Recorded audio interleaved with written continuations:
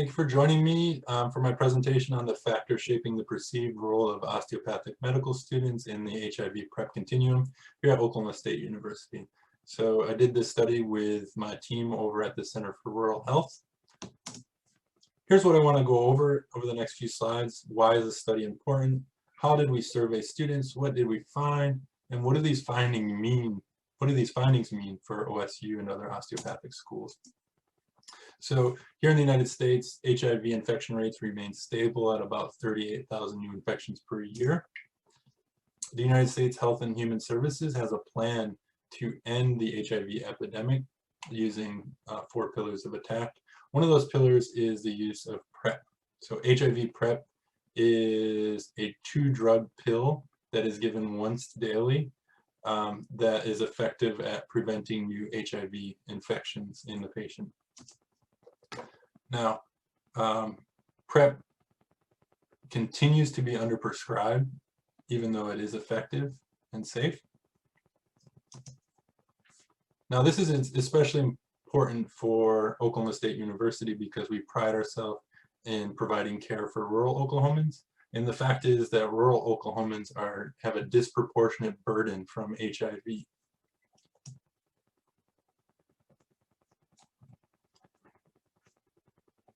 And the other thing is that medical school education is a distal factor influencing PrEP prescribing. So if the medical school does a good job of educating students on PrEP, those students will go on to be physicians who prescribe PrEP.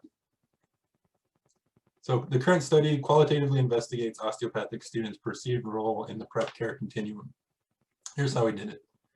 So we used Slack and campus email to recruit 22 osteopathic students here from 1st to 4th year. So our interviews we did with them were between 30 and 45 minutes, done in person and on Zoom. And they got $20 compensation for their time.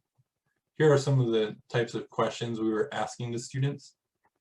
We did a brief demographic questionnaire after the interview.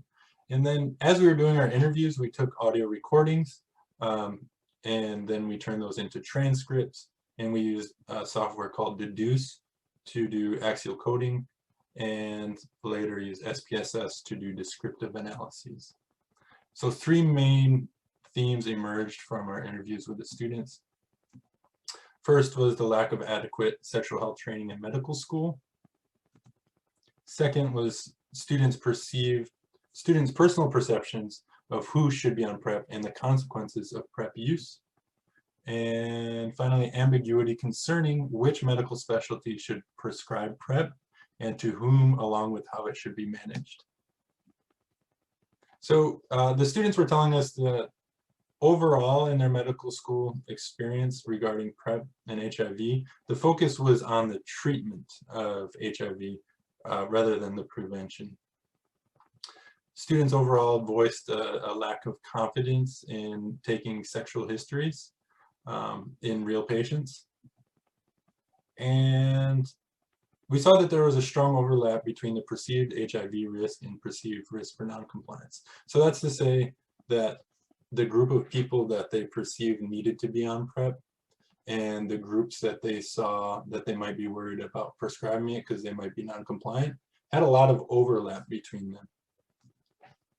So what does this all mean for OSUCOM? So given that we do focus on rural Oklahomans and the large HIV burden in rural Oklahoma, we need to develop and implement effective evidence-based sexual health, HIV, and PrEP curriculum. We need to work with rural clinical rotation preceptors to ensure that they are up to date with emerging information about HIV and PrEP. And medical schools should promote the prevention of HIV rather than focusing on the treatment mindset. And I think with boards going to pass-fail, this opens up our curriculum to be able to address more of the prevention.